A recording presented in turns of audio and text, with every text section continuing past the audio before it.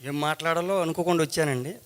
ఏదో పెద్దోళ్ళు ఉన్నారు కదా, ఆ పెద్దోళ్ళ పేర్లు నాలుగు చెప్పేస్తే తప్పించుకుంటాను అనుకున్నా, ఇందులో ఉన్నది ఊడిపోయింది. ఏమన్నా ఖచ్చితంగా దొర్లుతాయి, స్క్రిప్ట్ కాదు కదండి, ఒకటో రెండు టేకులు ఉన్నా ఇటు జరిపేసి మాకు నడిపించేస్తారు. ఇక్కడ లైవ్లో దొరికిపోతాం, పొరపాటున జరుగుతాయి, మన్నించాలి. ఎక్కడ మొదలుపెట్టి ఎలా లేదు, గోపాలన్న అన్నట్టు కృష్ణం అలాగే ఎక్కడ పుట్టిందో ఎక్కడ పెరిగిందో ఎలా మొదలు ఎలా వెళ్తుందో తెలియని జీవితాలు మాయి కూడా అని అన్నారు. అలాగే నా పరిస్థితి ఇప్పుడు అలాగే ఉంది. ఏం మాట్లాడాలి ఎలా మాట్లాడాలని. కాకపోతే గోపాలన్న ఏమన్నారంటే, అందరూ మాట్లాడింది మాట్లాడతారు, నీకు భగవంతుడు ఇచ్చింది ఒకటి ఉంది వరంలాగా ఏదో పద్యం, దాని మీద ఏం దొరుకుతుందేమో కృష్ణ నది మీద పుష్కరాల మీద అంటే చూస్తానని అని అనుకుని కుదరలేదు, మన్నించాలి.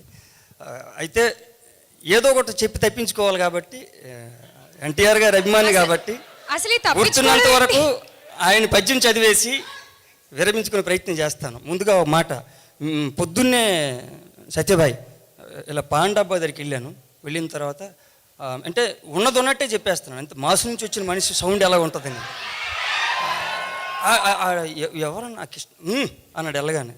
ఏంటన్నాను అంటే అదిరిపోయింది అన్నాడు. ఏంటన్నాడు, కృష్ణ అదిరిపోయిందిగా అన్నాడు.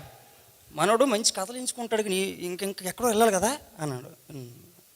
ఏమన్నా అర్థం కాదు.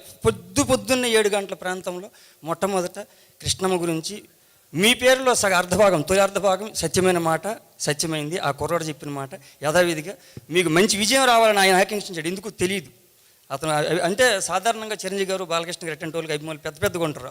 ఆ రోజుల నుంచి వచ్చిన మనిషి మీ గురించి మాట్లాడాడు. ఆయన ఆనందం వేసింది. ఎందుకంటే చాలా రోజుల నుంచి పరిచయం ఉంది కాబట్టి నటుడిగా నాబోటోడు కూడా అంటే, ఎందుకంటే కొంచెం ఇబ్బంది పడ్డాను సెట్లో. సాఫ్ట్వేర్ మనిషి కొంచెం అలా ఉంటాడేమో అనుకున్నాను. కృష్ణన్ రాసిన రాతకి బేసిక్గా నా పాత్ర అది. ఒక రకంగా నా పాత్రకు ఒక ధర్మం ఉంటుంది. దాన్ని కూడా మీరు కిల్ చేసి కబ్జా చేసేయడం అనేది అరాచకం. లాగేసి వెళ్ళిపోతూ ఉంటే నేను ఇప్పుడు ఏం చేయాలన్నాయి అని వెళ్ళేవాడిని. మొత్తం ఆయనే తీసుకెళ్ళిపోతున్నాడు కదా అంటే అప్పుడు అనిపించింది, ఎంత పరిశోధన చేసి వచ్చి ఉంటాడు ఈ మనిషి అని. నాటోళ్ళం మేము, ఇంక మరీ ఊరు నుంచి వచ్చినాను కదా, నాకు కొంచెమేమో నాటు కదా కింద గీకి గోకే తెలిస్తే మనకు అనుకున్నాం. బట్ వైజాగ్ లాంటి ప్రాంతంలో పెరిగి నాకన్నా పట్టణమే సాఫ్ట్వేర్ జాబులు చేసి రాత్రి ఉద్యోగం చేసి పొద్దున్న షూటింగ్లు చేసుకుని వచ్చి ఎంత పరిశ్రమ చేయకపోతే ఈ స్థాయికి ఇలా మాస్ పాత్రలు కూడా బెజవాడ సంబంధం లేదు మనకి. బెజవాడ ఎంతో కొంత నాకు మొదటి నుంచి నాటకాల నుంచి అనుబంధం ఉంది కనుక ఆ బెజవాడ కౌత సత్రంలో రామారావు గారు, సావిత్రమ్మ, ఎస్వి రంగారావు గారు అక్కడే ప్రాక్టీస్ చేశారంటే సెంటిమెంట్ కొద్ది అక్కడే ఉండేవాడిని. అదృష్టం కొద్దీ ఆ ప్రాంతంలోనే సినిమా చేసి అందరి దగ్గర నన్ను తీసుకెళ్ళి నన్ను మళ్ళీ బెజవాడలో గట్టిగా ఒక సౌండ్ వినిపించేలా చేసిన గోపాలన్నకి థ్యాంక్స్ అన్న.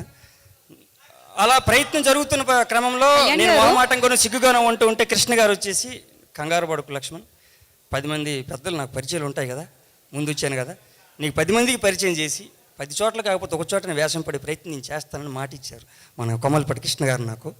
ఆ మాట ఈ వేదిక మీద అందిపోయినట్టే సార్. అలాగే అందులో మీరు ఆ మాట అనుకుంటుంటే గుర్తొచ్చింది, మనమంతా సినిమా చేసి 2 సీన్లు వేషం సార్. అందులో నేను వంగవీటి సినిమా షూటింగ్లో ఉన్నప్పుడు వాయిస్ రికార్డ్ చేసి పంపించారు రాజమౌళి సారు.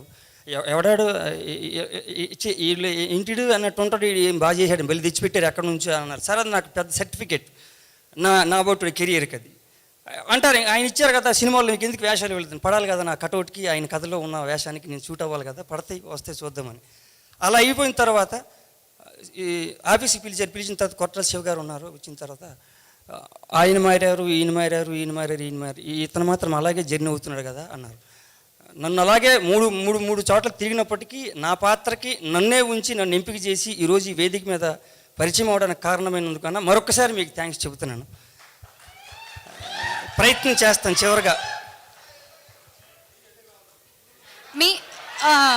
మళ్ళీ ఆపేను అనుకోవద్దు. అంటే మీ పాత్ర గురించి ఇంకొంచెం తెలియాలంటే మనకి ఒకసారి ట్రైలర్ చూస్తే ఇంకా ఎక్కువ తెలుస్తుందేమో అందరికీ అని నా ఫీలింగ్. చెప్పలేనండి, అందుకే ఒక్కసారి ట్రైలర్ లో చూద్దాం మనము, ఎందుకంటే మనకి డైరెక్టర్స్ కూడా రెడీగా ఉన్నారు. ఒకసారి ట్రైలర్ లాంచ్ చేసేసుకుని ట్రైలర్ చూసి తర్వాత మళ్ళీ మీరు మాట్లాడుతారు కానీ, ఓకేనా? ప్లీజ్ అలా వెళ్ళిపోదు, ఒకసారి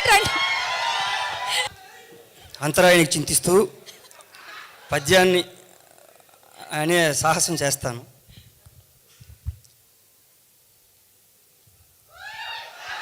అహో విశ్వవిఖ్యాత నట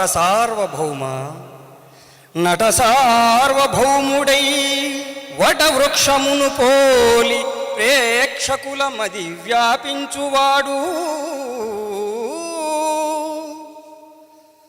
నయనాభిరాముడై నియమ గంభీరుడై కంఠీరవుండై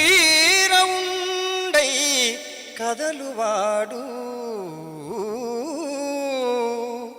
విశ్వవిఖ్యాతుడై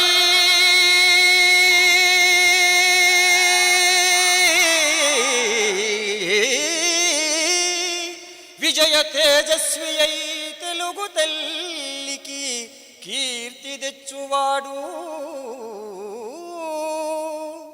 అసమాన కృషితోడ ఆత్మశక్తిని కల్గి కోట్ల మందికి స్ఫూర్తి గూర్చువాడు సకల దేవతా తత్వ విజ్ఞాతయగుచూ స్థిర తపస్విగా పాత్ర పోషించువాడు అట్టి తారక రాముని అభిరుచించి పలుకు వేవేల జేజేలు తెలుగు జాతి పలుకు వేవేల జేజేలు తెలుగు జాతి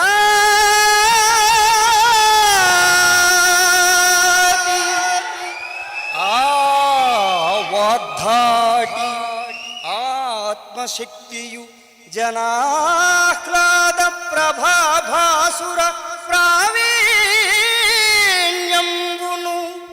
నవ్య దివ్య నటనా పాండిత్యమున్ ఠీవియున్ యావత్ భారతమందే కాదు కనగా యావత్ ప్రపంచంబునందే యౌవారికి నందమూరికి వలే నందమూరికి వలే ఇట్లీ రీతి సత్కీర్తిగా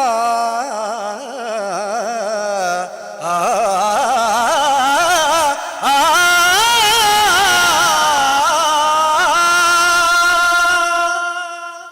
పెద్దాయన్ని స్మరించుకునే అవకాశం కల్పించినందుకు మరొకసారి మీ అందరికీ కృతజ్ఞతలు తెలియజేసుకుంటూ సెలవండి. ఇందాక భయం తడబడుతోంది ఉత్తుతి నటన అంతా అర్థమైపోయింది. ఇంత స్టేజ్ ఆర్టిస్ట్ మీరు అసలు ఇందాక అంత భయపడి కొట్టడానికి వచ్చినట్టు ఉందండి. లేదండి, లేదు. నేను నిజంగా అంటే తెలుగుదనానికి చిరునామా, తెలుగువాడి పొగరు పౌరుషం అయిన నందమూరి తారక రామారావు గారిని గుర్తు చేసినందుకు thank you so much. Thank you. Thank you. ఇక్కడే ఉంచుకోమంటారా? ఇక్కడే పక్కనే కో యాంకరింగ్ అంట చేసేయండి.